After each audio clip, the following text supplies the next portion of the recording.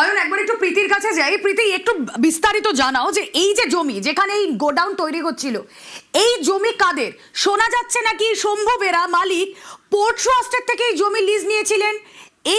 এই জমিতে কি আগে কোনো গোডাউন ছিল? এই জায়গায় কি অবস্থা ছিল? কিসের জন্য এই গোডাউন তৈরি একটু জানতে চাইবো।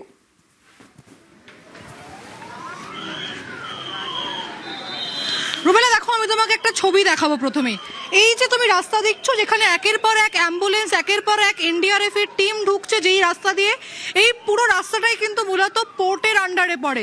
এখানে ম্যাক্সিমাম জমি যা রয়েছে তা কিন্তু সমস্তটাই কলকাতা পোর্টের আন্ডারে পড়ে। এবং এখানে যে জমি, আমার বাঁ দিকে যে গোডাউন রয়েছে, সেই যে গোডাউনে এই বিপর্যয় ঘটেছে সেটাও কিন্তু মূলত পোর্টের জায়গা ছিল, এমনটাই আমরা সূত্র মারফত জানতে পারছি। এবং পোর্টের জায়গা থাকলে তা কিন্তু কোনো সময় তা সরাসরি কেনা যায় না রুমেলা, তার লিজ নিতে হয়। এবং এই লিজ নিয়েছিলেন শম্ভু বেরা, এমনটাই সূত্র মারফত জানতে পারছি। এবং এই লিজ নেওয়ার পরে তার যে অবৈধভাবে বা বেআইনি যে সমস্ত মেটেরিয়াল দিয়ে বা ন্যূনতম মানের যে মেটেরিয়াল দিয়ে গোডাউন তৈরির কাজ চলছিল, তা কিন্তু রাকেশ সিং তিনি এসে স্পষ্ট করে দেন। এর পাশাপাশি আমি তোমাকে জানিয়ে রাখি যে এটা হচ্ছে ৮০ নম্বর ওয়ার্ডের মধ্যে পড়ে। তার কাউন্সিলর হচ্ছে আনোয়ার খান। সেই আনোয়ার খান ঘনিষ্ঠ ছিলেন এই শম্ভু বেরা, এমনটাই জানা যাচ্ছে কিন্তু সূত্র মারফত। তোমাকে জানিয়ে রাখি যে ছবিটা এনডিআরএফ এর টিম, সেই এনডিআরএফ এর টিম কিন্তু ইতিমধ্যে এসে পৌঁছেছে এবং এনডিআরএফ এর টিমের মারফত কিন্তু শম্ভু বেরাকে পাওয়া যাচ্ছে। কোনো ফোন নাম্বার আছে? ফোন করা হয়েছে? কেউ ফোন করেছেন?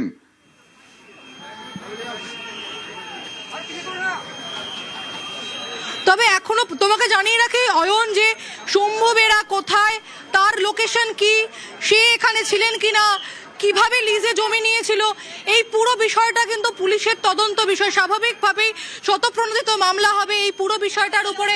কলকাতা পুলিশের তরফে এই পুরো বিষয়টা তদন্ত হবে, তারপর কিন্তু একের পর এক তদন্ত তথ্য উঠে হবেই, আসবে। কিন্তু শম্ভু বেরা কোথায় সেই খোঁজটাও প্রয়োজন। এবং এখন সবথেকে বড় প্রয়োজন হচ্ছে এই উদ্ধার কাজ। মাথায় ভাঙলো গোডাউনের ছাদ, আর এই মুহূর্তে উদ্ধার কাজ কিভাবে চলছে সেইটা তুমি একটু দেখাও প্রীতি।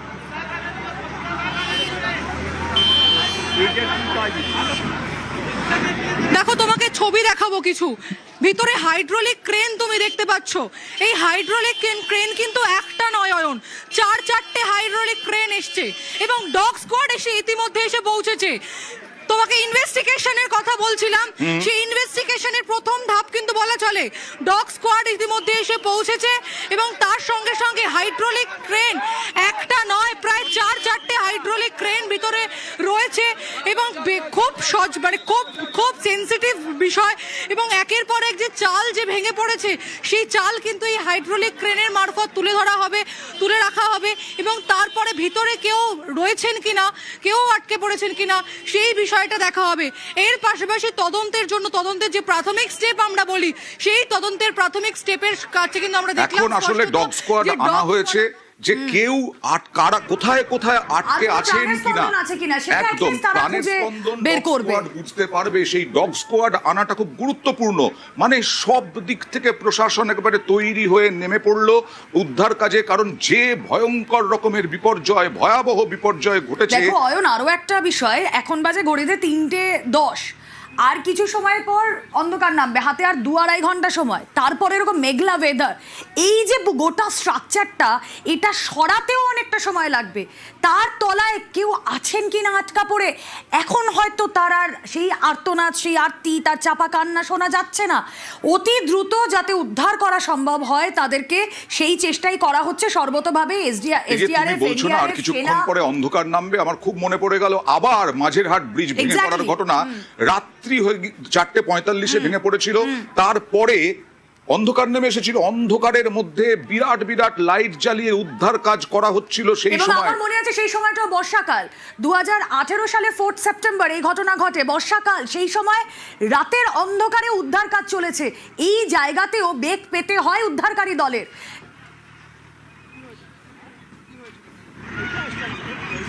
স্ট্রাকচারাল ইঞ্জিনিয়ার অধ্যাপক পার্থপ্রতিম বিশ্বাস আমার সঙ্গে আছেন। পার্থপ্রতিম বাবু, এখানে এই রকম দুর্ঘটনা কিভাবে ঘটতে পারে? একটা বড় গোডাউন নির্মীয়মান, সেটা এরকম ভাবে ভেঙে পড়তে কখন পারে? হ্যাঁ, সেটাই সবচেয়ে বিপজ্জনক একটা পরিণতি হলো এই কাঠামোর। কয়েকটা প্রশ্ন যেখানে আমাদের উঠে আসবে স্বাভাবিক। এক হচ্ছে যে এই কাঠামোর ক্ষেত্রে যে আমাদের যে নকশা যেটাকে বলি ডিজাইন ড্রয়িং ডিটেলিং, সেটা অ্যাপ্রুভ ছিল কিনা, মানে কম্পিটেন্ট অথরিটির, যে পুরসভা হোক কেএমসি হোক হোয়াটএভার, এবং যারা কাজ করছিলেন তারা অ্যাডিকুয়েটলি দক্ষ, যোগ্য এবং অভিজ্ঞ ছিলেন কিনা যারা নির্মাণকারী সংস্থা। 3 নম্বর হচ্ছে এই ধরনের ঘটনা তখন ঘটতে পারে যে যখন, বিশেষত এটা বিম কলামের বাড়ি নয়, এটা আপনারা দেখছেন যে স্টিল ফ্রেম স্ট্রাকচার। তাহলে এই ফ্রেম স্ট্রাকচারের ক্ষেত্রে যদি এর আড়াআড়ি সাপোর্ট যেটাকে বলি ল্যাটারাল সাপোর্ট, সেটা যদি দুর্বল হয় বা মাঝখানের যদি কোথাও কোনো কলাম সেটেল করে গিয়ে থাকে, তাহলে আশেপাশের এই গোটা বিস্তীর্ণ অঞ্চলের বিম কলাম সবগুলোই হচ্ছে একসাথে নিয়ে ভেঙে পড়ে। আমার অন্তত ছবিটা দেখে সেরকমই মনে হয়েছে যে মাঝখানের কোনো কলাম, এই কলাম যেটা এর আগে তৈরি হয়ে গেছিল কিন্তু সেটা যথেষ্ট পোক্ত ছিল না। এখন এই পোক্ত যদি না থাকে তার একটা কারণ হতে পারে তার জয়েন্ট ফেল করতে পারে, বিম কলামের জয়েন্ট যদি ওয়েল্ড দিয়ে করে থাকে, অথবা সেই কলামটা সেটেল করে গিয়ে থাকতে পারে, মাটি যদি নরম থাকে এবং সেখানে যদি উপযুক্ত পরীক্ষা না করে সেই ব্যবস্থা গ্রহণ করা হয়, অথবা হতে পারে যে নির্মাণ সামগ্রীর মান সেটাতেও হচ্ছে যে কোথাও আপোষ হয়েছে কিনা। ফলে এরকম অনেকগুলো বিষয় পরপর আসতে পারে যে যাতে এরকম একটা কিউমুলেটিভ ফেলিওর, গোটা ঘটনাটা দেখে মনে হচ্ছে আমফান হয়নি, কোনো বড় ভূমিকম্প হয়নি, কিন্তু সব শুদ্ধ ভেঙে পড়ার মধ্যে কি আসলে নির্মাণে বেনিয়ম? হ্যাঁ, দেখুন, একটা জিনিস নির্মাণের ত্রুটি কোথাও ছিল, অ্যান্ড ত্রুটি মানে এটাকে যদি আপনি বলেন বেনিয়ম, নিশ্চিতভাবেই বেনিয়ম। ফলে এখন সেই নিয়মটাকে ধরা ঠিক সময় যদি ধরতে পারা যেত তাহলে বিপর্যয়টা আটকানো যেত। এখন ধরা পড়েনি বলেই হচ্ছে যে ফলে নির্মাণ চলাকালীনও ত্রুটি হতে পারে, বেনিয়ম হতে পারে, এটাও আর একটা সম্ভাবনা। ফলে আমি সবকটা সম্ভাবনাকে খতিয়ে দেখতে বলবো যে বা যারা তদন্ত করছেন তাদের কাছে। কারণ এটা ঠিক যে দিনে দুপুরে এরকম একটা 3 তলা গোডাউন স্ট্রাকচার, এটা হচ্ছে বানানো তাজমহলের মতো কঠিন কোনো কাজ নয়। ফলে সেটা যদি ভেঙে পড়ে তাহলে আমি রুমেলা কথা বলছি আপনার সঙ্গে, আপনার থেকে আমি কি পয়েন্টস জানতে চাইবো যে পোর্ট ট্রাস্টের জমি লিজ নিয়ে গোডাউন বানানো হয়েছে, এই গোডাউন বানানোর ক্ষেত্রে কোন কোন বিষয়গুলোকে মান্যতা দেওয়া দরকার ছিল? আবার বলছি যে এই গোডাউনের যে নির্মাণ কাঠামো, সেই নির্মাণ কাঠামোর যে অ্যাপ্রুভাল বলতে যা বোঝায় সেটা, অর্থাৎ স্ট্রাকচারাল ড্রয়িং ডিজাইন ডিটেইলিং, এটা হচ্ছে অ্যাপ্রুভাল ছিল কিনা। ফলে এটা যদি থাকে তাহলে হচ্ছে যে বোঝা যাবে যে নকশায় আসলে কোনো গলদ ছিল না, এটা এক ধরনের। হ্যাঁ, তো ফলে সেই জায়গাটা হচ্ছে যে একটা। আর সেকেন্ড পার্টটা হচ্ছে তারপরে এই নির্মাণ চলাকালীন যে সিকোয়েন্সটা ফলোড হচ্ছে সেখানে হচ্ছে যে কোথাও কোনো গলদ ছিল কিনা। 3 নম্বর হচ্ছে যারা নির্মাণ করছেন সেখানে কোনো গলদ ছিল কিনা। ফলে তাদের দক্ষতা, যোগ্যতা, অভিজ্ঞতা, এই সবটা মিলিয়ে এই জিনিসগুলোকে মাথায় রাখতে হবে। এছাড়া যদি স্ট্রাকচারাল ফেলিওর যেটা হয়, সেই ফেলিওরের সময় অনেকগুলো ফ্যাক্টর, যেগুলো আমি একটু আগেও বললাম, তার মেম্বারগুলো স্টেবিলিটি, ল্যাটারাল স্টেবিলিটি, তার ভার্টিক্যাল স্টেবিলিটি, সেগুলো যদি কোথাও বিঘ্নিত হয় তাহলেও হচ্ছে যে এই ঘটনা ঘটতে পারে। পার্থপ্রতিম বাবু, সব নিয়ম যদি মানা হতো ঠিকঠাক তাহলে কি এই ধরনের ঘটনা ঘটতো? না না না না, সব নিয়ম মানলে নিশ্চয়ই এই ঘটনা ঘটতো না। অনেক ধন্যবাদ। আমরা কথা বলছিলাম স্ট্রাকচারাল ইঞ্জিনিয়ার অধ্যাপক পার্থপ্রতিম বিশ্বাস ছিলেন আমাদের সঙ্গে। নিউজ 18 বাংলায় এই মুহূর্তে যারা চোখ রেখেছেন তাদের জন্য রুমেলা আরো একবার জানাই, এই ভয়াবহ বিপর্যয় হাইড রোডে একটি বিখ্যাত ব্যাটারি সংস্থার গোডাউন, এই গোডাউনের মালিক শম্ভু বেরা নামে, এবং এই গোডাউন ভয়াবহ বিপর্যয়ে নেমে এলো কয়েকজন শ্রমিকের মাথায়, ভেঙে পড়লো।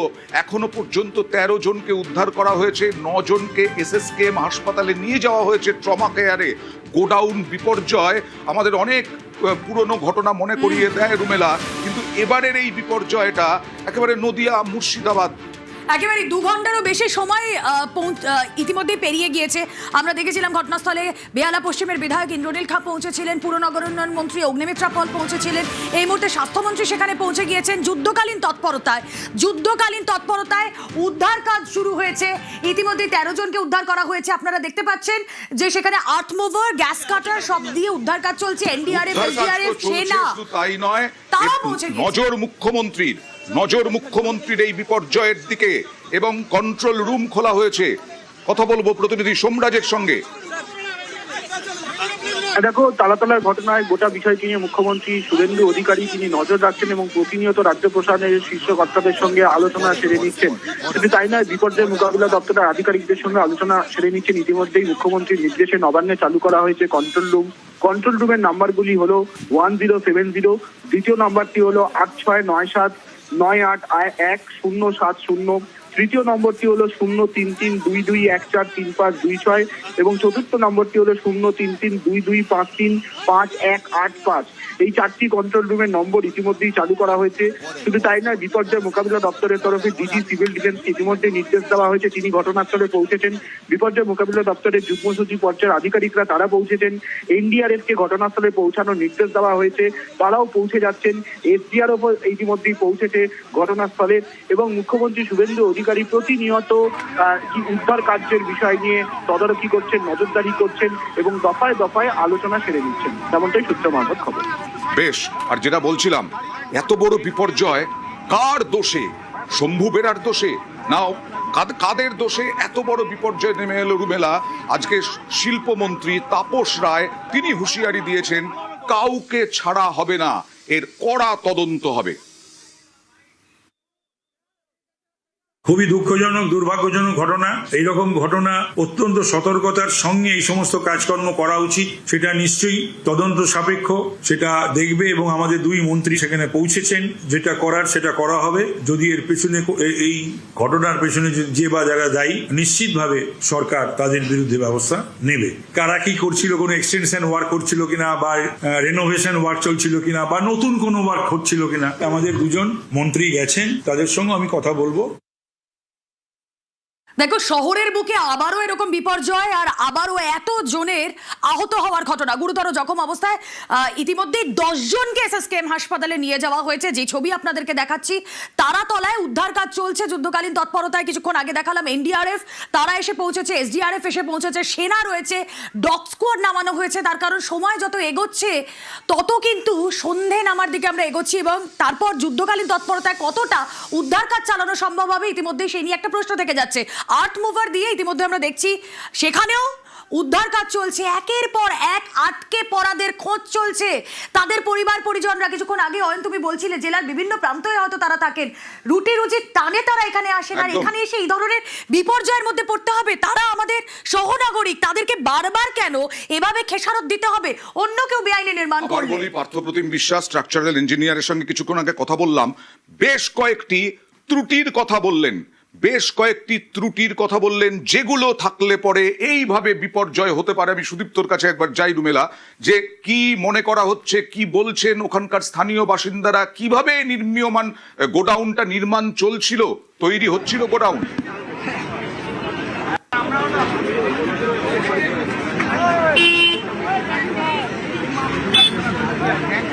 সুদীপ্ত কি শুনতে পাচ্ছে? সুদীপ্ত বোধহয় শুনতে পাচ্ছে না এখনো পর্যন্ত। আবার বলছি, পার্থপ্রতিম বিশ্বাস যেগুলো বললেন, অর্থাৎ প্ল্যান ঠিকঠাক ছিল কিনা, প্ল্যান স্যাংশন কিভাবে হয়েছে, স্ট্রাকচারের দিক থেকে ঠিকঠাক মানা হয়েছিল কিনা, এবং তার সঙ্গে সঙ্গে যারা কাজ করছিলেন তারা কতটা দক্ষ, কতটা যোগ্য। আসলে দক্ষ যোগ্য এদেরকে রাখা হয় না, কাজ করানো হয় না। এই সবের ক্ষেত্রে রুমেল আমরা দেখেছি। আরো একবার